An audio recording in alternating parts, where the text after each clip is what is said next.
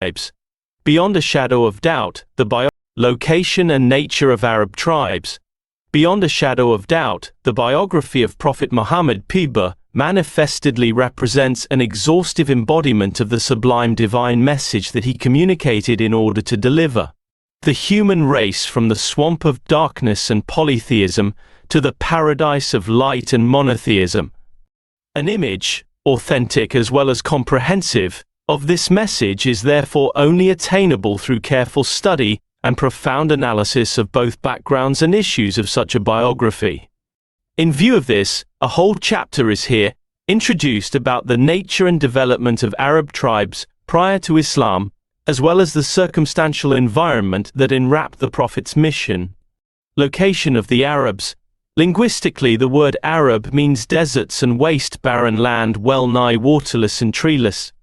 Ever since the dawn of history, the Arabian Peninsula and its people have been called as such.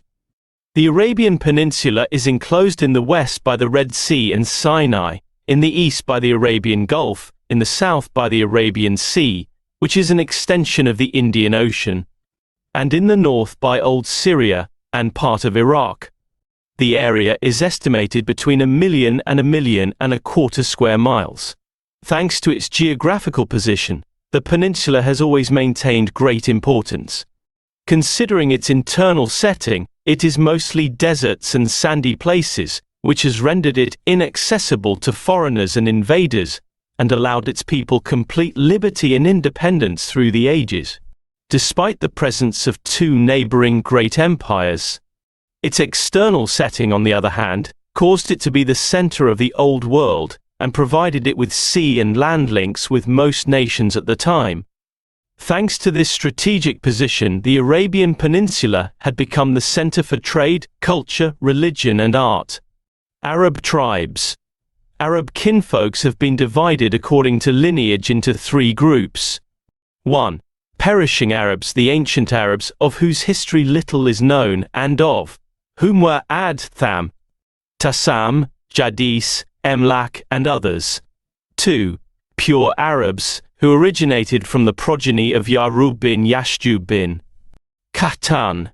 They were also called Qahtanian Arabs. 3. Arabized Arabs, who originated from the progeny of Ishmael. They were also called Adnanian Arabs. The pure Arabs, the people of Qahtan, originally lived in Yemen and comprised many tribes, 2 of which were very famous. Ahimyar, the most famous of whose septs were Zayd al-Jamhur, Qudar, and Sakasik. 8. Msa New. B. Kalan, the most famous of whose septs were Hamdan, Anmar, Tai, Mudij, Kinda, Lakhm, Judam, Azadi, Aws, Khazraj, and the descendants of Japhna, the kings of Old Syria. Kalan septs emigrated from Yemen to dwell in the different parts of the Arabian Peninsula prior to the Great Flood, Sail al-Arim, of Marib Dam. Due to the failure of trade under the Roman pressure and domain on both sea and land trade routes following Roman occupation of Egypt and Syria. Naturally enough, the competition between Kalan and Himyar led to the evacuation of the first and the settlement of the second in Yemen. The emigrating septs of Kalan can be divided into 4 groups. 1. Azdi, who under the leadership of Imran bin Amr Muzaik wandered in Yemen, sent pioneers and finally headed northwards. Details of their emigration can be summed up as follows. Thalaba bin Amr left his tribe Al-Azd for Hijaz and dwelt between Thalabiyah and Dikar. When he gained strength, he headed for Medina, where he stayed.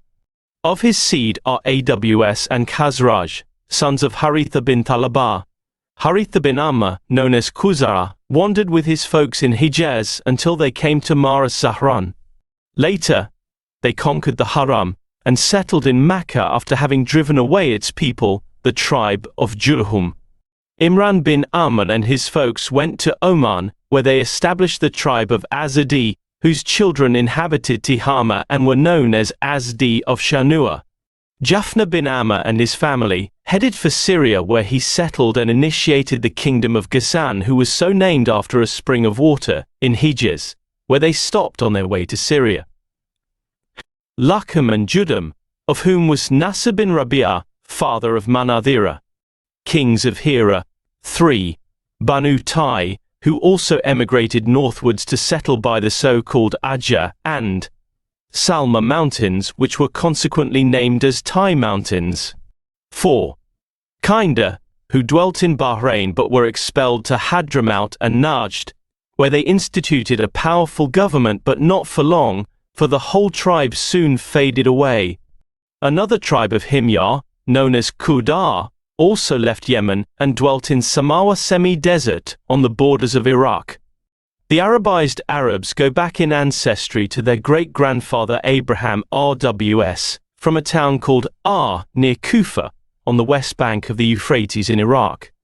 Excavations brought to light great details of the town, Abraham's family, and the prevalent religions and social circumstances. Tafhim ul-Quran, 1553. It is known that Abraham RWS left Ar for Haran, and then for Palestine, which he made headquarters for his message. He wandered all over the area. When he went 9. Msa New to Egypt, the Pharaoh tried to do evil to his wife Sarah, but all saved her, and the Pharaoh's wicked scheme recoiled on him. He thus came to realize her strong attachment to all, and in acknowledgement of her grace the Pharaoh rendered his daughter Hagar at Sarah's service, but Sarah gave Hagar to Abraham as a wife. Bukhari 1474. Abraham returned to Palestine, where Hagar gave birth to Ishmael. Sarah became so jealous of Hagar that she forced Abraham to send Hagar and her baby away to a plantless valley on a small hill in Hijaz, by the sacred house, exposed to the wearing of floods coming right and left. He chose for them a place under a lofty tree above Zamzam near the upper side of the mosque in Mecca, where neither people nor water was available, and went back to Palestine, leaving with his wife and baby a leather case with some dates and a pot of water. Not before long they ran out of both food and water, but thanks to Allah's favor water gushed forth to sustain them for some time. The whole story of Zamzam spring is already known to everybody. Bukhari 1475. Another Yemeni tribe, Jurhum II, came and lived in Makkah upon Hagar's permission, after being said to have lived in the valleys around Makkah. It is mentioned in the Sahih al-Bukhari that this tribe came to Mecca before Ishmael was a young man, while they had passed through that valley long before this event. Abraham used to go to Mecca every now and then to see his wife and son. The number of these journeys is still unknown, but authentic historical resources spoke of 4 ones. All, the Sublime stated in the Noble Qur, that he had Abraham see in his dream that he slaughtered his son Ishmael, and therefore Abraham stood up to fulfill his order. Then when they had both submitted themselves to the will of all, and he had laid him prostrate on his forehead or on the side of his forehead for slaughtering, and we called out to him, O Abraham, you have fulfilled the dream vision verily. Thus do we reward the muhsin, good doers, who perform good deeds totally for all sake only, without any show-off, or to gain praise or fame, etc., and do them in accordance to all his orders. Verily, that indeed was a manifest trial, and we ransomed him with a great sacrifice, that is a ram. 37 103-107. It is mentioned in the Genesis that Ishmael was 13 years older than his brother Ishaq. The sequence of the story of the sacrifice of Ishmael shows that it really happened before Ishaq's birth, and that Allah's promise to give Abraham another son, Ishaq, came after narration of the whole story. This story spoke of one journey at least, before Ishmael became a young man. Al-Bukhari, on the authority of Ibn Abbas, reported the other 3 journeys, a summary of which goes as follows. When Ishmael became a young man, he learned Arabic at the hand of the tribe of Jurhum, who loved him with great admiration, and gave him one of their women as a wife, soon after his mother died, having wanted to see his wife and son again. 10. Msa New. Abraham came to Makkah after Ishmael's marriage, but he didn't find him at home. He asked Ishmael's wife about her husband and how they were doing. She complained of poverty, so he asked her to tell Ishmael to change his doorstep. Ishmael understood the message, divorced his wife, and got married to the daughter of Mudad bin Amr, chief of the tribe of Jurhum. Kalb Jazirat al-Arab, p. 230. Once more Abraham came to see his son, but again didn't find him at home. He asked his new wife the same previous question, to which she thanked all. Abraham asked her to tell Ishmael to keep his doorstep, that is to keep her as wife, and went back to Palestine.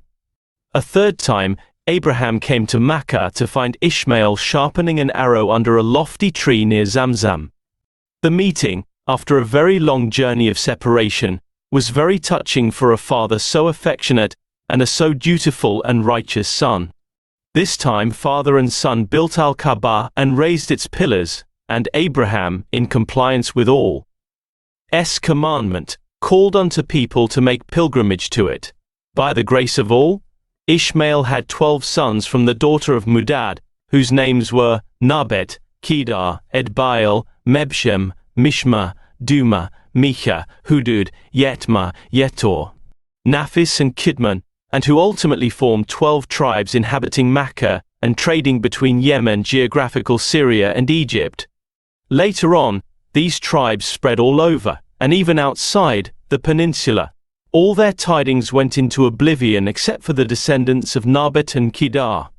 The Nabetians, sons of Nabet, established a flourishing civilization in the north of Hijaz. They instituted a powerful government which spread out its domain over all neighboring tribes, and made Petra their capital. Nobody dared challenge their authority until the Romans came and managed to eliminate their kingdom. After extensive research and painstaking investigation, Mr. Sulaiman and Nadwi came to the conclusion that the Ghassanid kings, along with the Aws and Khazraj, were not likely to be Catanians but rather Nabetians. Tariq Ard al-Quran, 278-86. Descendants of Kedar, the son of Ishmael, lived long in Makkah, increasing in number. Of them issued Adnan and son Ma'ad, to whom Adnanian Arabs traced back their ancestry. Adnan is the 21st grandfather in the series of the prophetic ancestry. It was said that whenever Prophet Muhammad PBUH spoke of his ancestry, he would stop at Adnan and say, "Genealogists tell lies," and did not go farther than him. A group of scholars, however, favored the probability of going beyond Adnan, attaching no significance to the aforementioned prophetic hadith. They went on to say that there were exactly 40 fathers between Adnan and Abraham Abus. Rahmatul lil Alameen 27-17. Nizar, Ma'ad's only son, had 4 sons who branched out into 4 great tribes, Ayad, Anmar, Rabi'ah, and Muda. These last 2 sub-branched into several septs. Rabi'ah fathered Asad, Anazar, Abdul Qais, and Wa'il's 2 sons Bakr and Taglib, Hanifa, and many others. Muda tribes branched out into 2 great divisions, Qais Aylan bin Mudar and septs of Elias bin Mudar. Of Qais Aylan were the Banu Salim, Banu Hawazin, and Banu Ghatafan, of whom descended Abs, Zubian, Ashja, and Ghani bin Asur. Of Elias bin Mudar were Tamim bin Murrah, Hudail bin Mudrika, Banu Asad bin Khuzaimah, and 11. Msa Niu. Septs of Kinana bin Khuzaimah, of whom came Quraysh, the descendants of Fair bin Malik bin Another bin Kinana. Quraysh branched out into various tribes, the most famous of whom were Juma, Sam, Adi, Makhzum, Taim, Zara, and the 3 septs of Qusay bin Kilab, Abdullah bin Qusay, Asad bin Abdul-Uzza bin Qusay, and Abdmanaf bin Qusay. Abdmanaf branched out into 4 tribes, Abd Shams, Nawfal, Mutalib, and Hashim. It is, however, from the family of Hashim that all selected Prophet Muhammad bin Abdullah bin Abdul Muttalib bin Hashim Pubur. Prophet Muhammad, Pabur, said, all selected Ishmael from the sons of Abraham, Kinana from the sons of Ishmael, Quraysh from the sons of Kinana, Hashim from the sons of Quraysh, and he selected me from the sons of Hashim. Muslim 224, Tirmidhi 220. Al-Abbas bin Abdul Muttalib quoted the Messenger of all, PBUH, as saying, "All created mankind and chose me from the best whereof. He chose the tribes and selected me from the best whereof, and he chose families and selected me from the best whereof. I am the very best in person and family." Tirmidhi 220. Having increased in number, children of Adnan, in pursuit of pastures and water, spread out over various parts of Arabia. The tribe of Abdul Qais, together with some septs of Bakr bin Wa'il and Tamim, emigrated to Bahrain where they dwelt. Banu Hanifa bin Sa'd bin Ali bin Bakr went to settle in Hijr, the capital of Yamama. All the tribes of Bakr bin Wa'il lived in an area of land which included Yamama, Bahrain, Saif Kazima, the seashore, the outer borders of Iraq, Abla, and Hayt. Most of the tribe of Taghlib lived in the Euphrates area, while some of them lived with Bakr. Banu Tamim lived in Basra semi-desert. Banu Salim lived in the vicinity of Medina on the land stretching from Wadi al-Qura to Khaybar onwards to the eastern mountains to Hara. Thaqif dwelt in Taif and Hawazin east of Makkah near Outas on the road from Makkah to Basra. Banu Asad lived on the land east of Taim, number 146, and west of Kufa, while family of Tai lived between Banu Asad and Taim, number 146. They were 5-day walk far from Kufa. Zubian inhabited the plot of and between Taim, number 146, and Haran. 12. Msa New. Some septs of Kinana lived in Tihama, while septs of Quraysh dwelt in Makkah and its suburbs. Quraysh remained completely disunited until Qusay bin Kilab managed to rally their ranks on honorable terms, attaching major prominence to their status and importance. Muhadrat Tariq al-Ummam al-Islamiyya, 115-16.